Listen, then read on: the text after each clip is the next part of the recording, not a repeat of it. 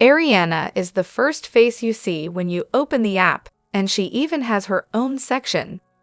Scheana, on the other hand, doesn't exude superstar vibes. Ariana seems like she was born to be a star. I found it amusing that they grouped all the dating reality shows into one section and had Ariana make a video as if she watched them. Ariana, if you've actually seen Catching Kells, please come talk to me about it. I turned it on just to check, and it's the most awkward thing I've ever seen. Don't even bother, you'll regret it like I did. Your time is too valuable for that. I have some news for Sheena and Lala. Ariana didn't get these opportunities just because she was cheated on. That may have been a catalyst, but it's her talent and personality that have brought her this far. They think she's merely riding a wave of fame. Meanwhile, our girl has talent, a strong work ethic, and a personality that makes people want to collaborate with her on future projects. I can see Lala and Sheena being quite stuck up with the crew. With the amount of love she's receiving, I would be shocked if they don't make her a permanent host. I hope they do. Last year, I hadn't watched VPR, but knew her story, and found her a little awkward, but she blew all my, very slight, concerns out of the water. She's doing amazing. I might be a bit biased since I've now watched VPR, and know and love her, but she's genuinely glowing and seems to be a natural in the role. Hello everyone! Welcome back to my channel, Spill Chronicles. It's me, Ramona, here. I hope everyone is having a wonderful day. Keep watching. So let's dive into today's video. On the other hand, when he mocked her tears after pouring beer over her head, I've never felt such a strong urge to punch someone in the face.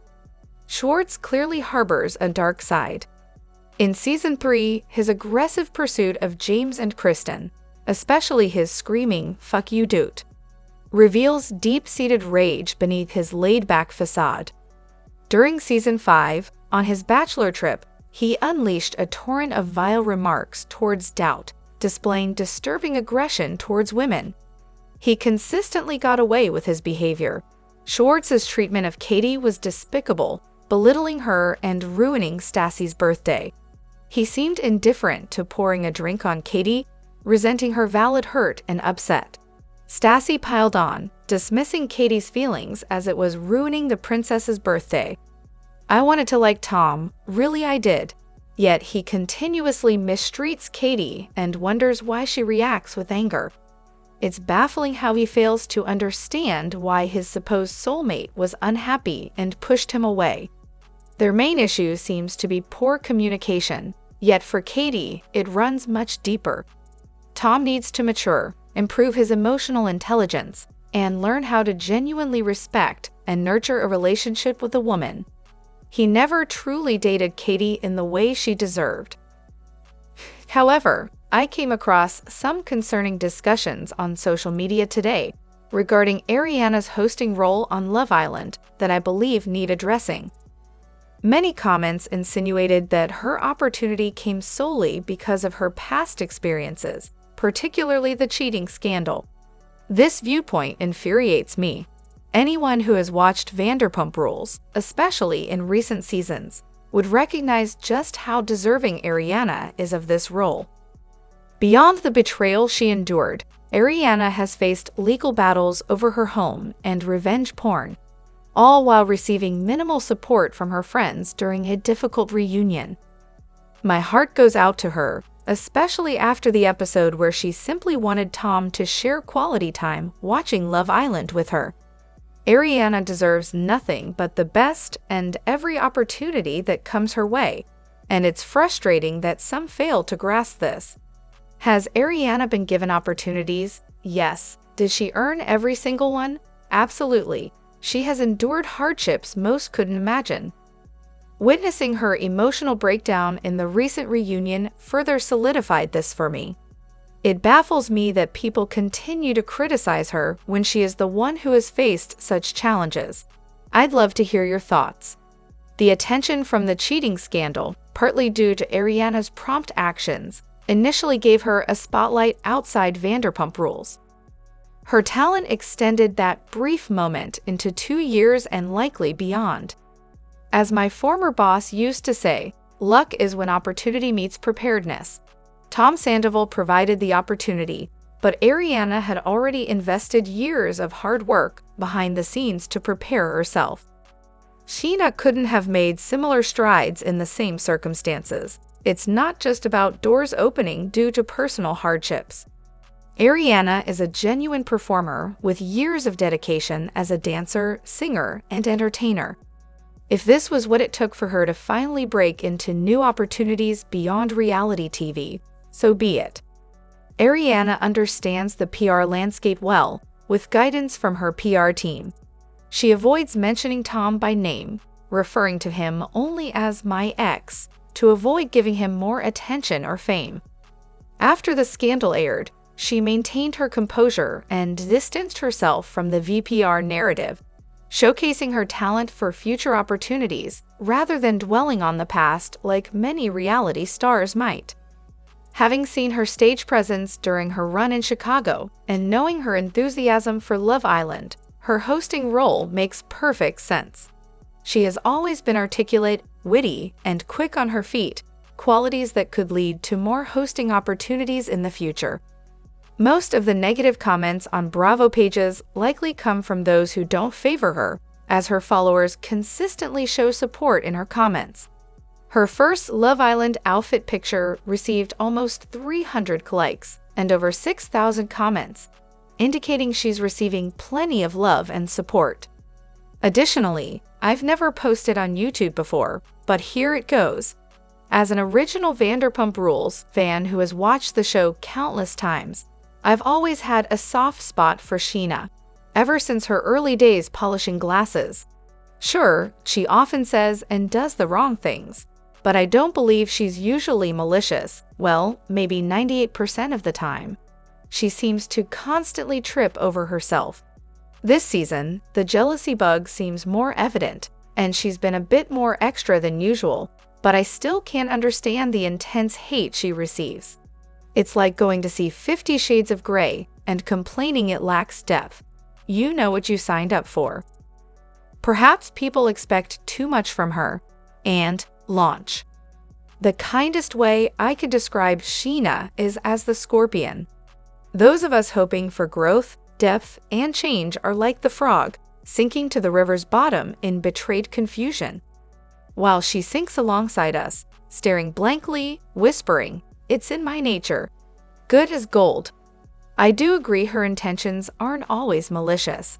However, every season she aligns herself with a mean girl whom she sees as a victim, and then goes after whoever the mean girl targets. Throughout the season, the target tries to explain their perspective, but Sheena doesn't listen. After the season airs, she tells the target, "If we had just talked, I would have understood." I get that it's a TV show, but it's frustrating, haha. Sheena was at her messiest in season 8. She's toned down a bit since then. I initially liked her because I root for underdogs, and I agree she wasn't malicious at first. But after the drama with Shay, she dove into the Rob and Adam stuff, which became too much for me. Then how she treated Charlie so nicely while treating Dana poorly just turned me off completely. It felt like she was trying to be the Stassi of the group.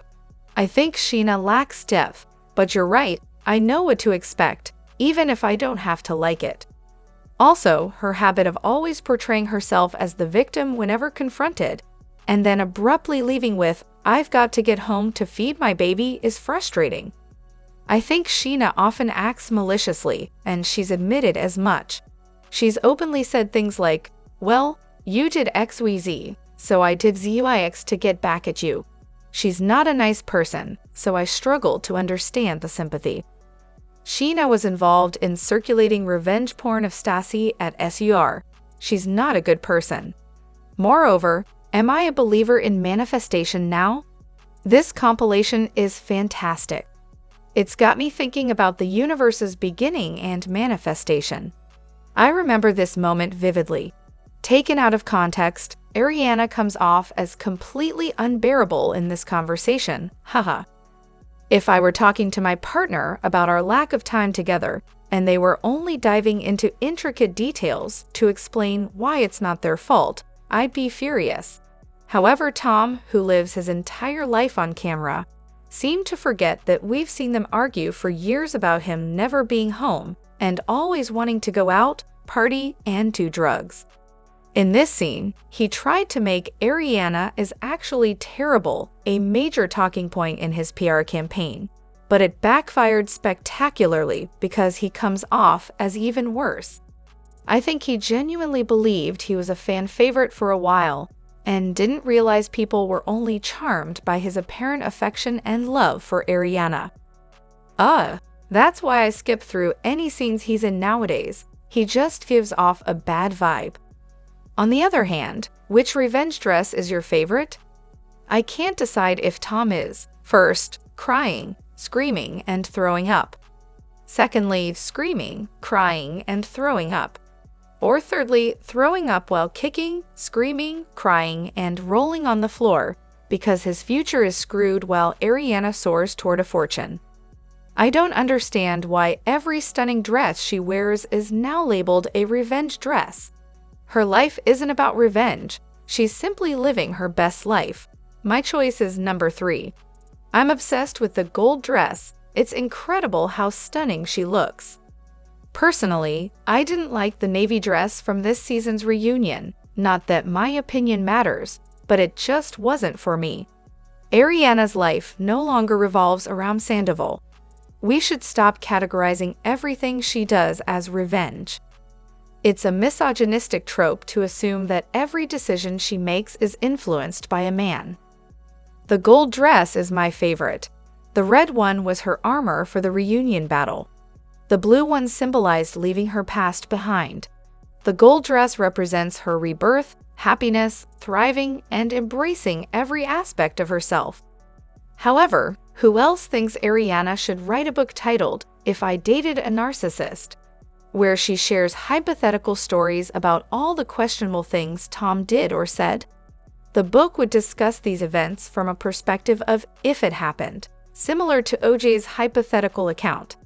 I'd love to hear about all the cringy requests he made and the things he claimed to have done. This approach is essentially the opposite of maintaining no contact or gray rocking.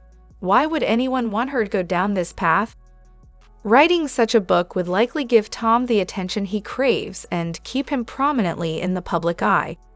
It could also give him grounds to pursue legal action against her, regardless of the outcome. Moreover, attaching herself to him by detailing their past in a tell-all could hinder Ariana's healing process and keep her entangled in his drama.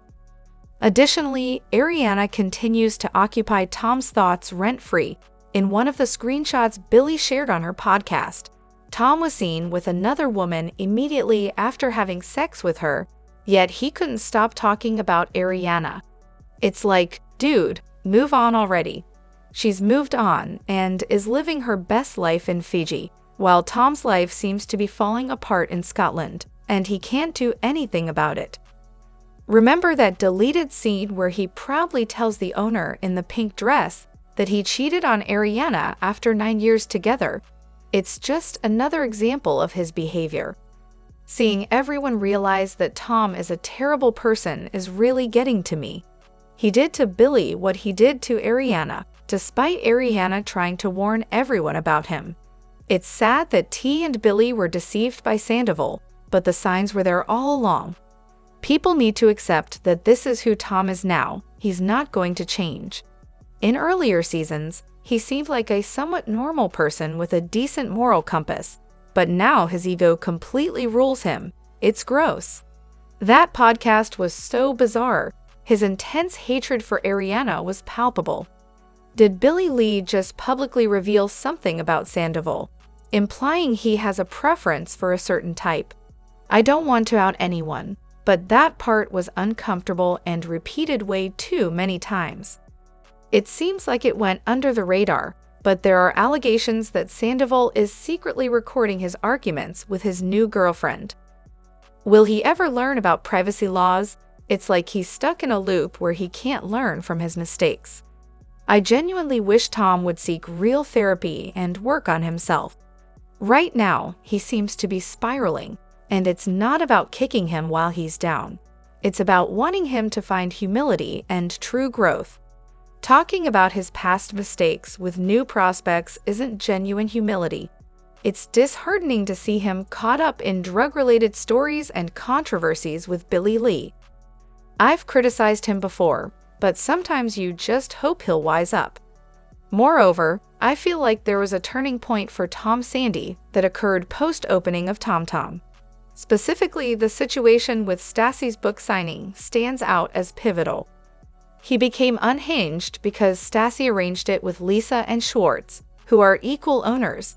He felt undermined in his authority, and I believe this marked a shift towards him becoming a complete megalomaniac. This was different from his previous issues like cheating, lying, or tantrums. Does anyone else agree? Sorry if this is a lukewarm or cold take.